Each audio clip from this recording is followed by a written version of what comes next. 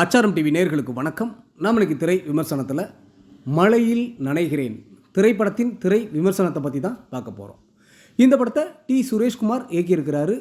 அன்சன் பால், ரெபஜன், Matthew Varghese, Anupama Kumar, Shankar குரு ராஜா, சுஜாதா மற்றும் பல நட்சத்திரங்கள் நடிச்சிருக்கிறாங்க.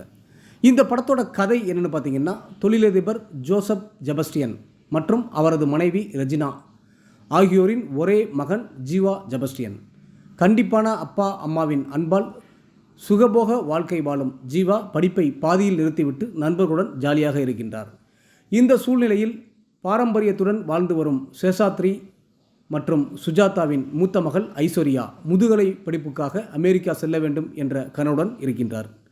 நண்பர்களுடன் ஜாலியாக இருக்கும்போது ஜீவா தற்செயலாக ஐஸ்வர்யாவை கண்டதும் காதல் வருகின்றது. தனது காதலை சொல்ல ஐஸ்வர்யாவின் பின்னால் பல நாட்களாக தொடர்கின்றார். இதை பார்த்த ஐஸ்வர்யா ஜீவாவை எச்சரிக்கின்றார். ஒரு நாள் ஜீவா தனது காதலை ஐஸ்வர்யாவிடம் சொல்கின்றார். ஐஸ்வர்யா தன் லட்சியத்தை சொல்லி ஜீவாவின் காதலை ஏற்க மறுக்கின்றார்.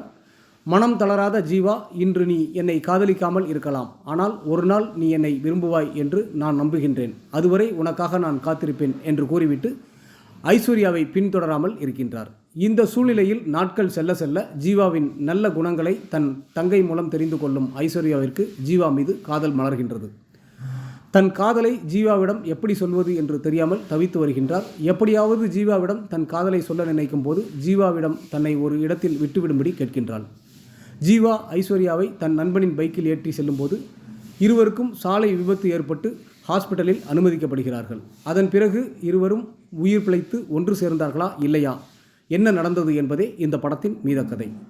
கதாநாயகன் அன்சன் பால் ஜீவா செபஸ்டியன் கதாபாத்திரத்திலும், கதாநாயகி ரெபா ஜான் ஐஸ்வர்யா கதாபாத்திரத்திலும் சிறப்பாக நடித்திருக்கிறார்கள். பெற்றோர்களாக நடித்த மேத்யூ வர்கீஸ், அனுபமா குமார், சங்கர் குரு ராஜா, சுஜாதா, ஜீவா ஜெபஸ்டியன், அவரின் நண்பனாக சிவாவாக கிஷோர் ராஜ்குமார் மற்றும் வெற்றிவேல் ராஜா, கதாநாயகியின் தங்கை, தம்பி என இதில் நடித்திருக்கும் அனைவருமே அவரவர் கதாபாத்திரம் உணர்ந்து சிறப்பாக நடித்துள்ளார்கள். விஷ்ணு பிரசாத்தின் இசையும் பின்னணி இசையும் ரசிக்க வைக்கின்றது. ஜே. கல்யாணின் ஒளிப்பதிவு படத்திற்கு பலம்.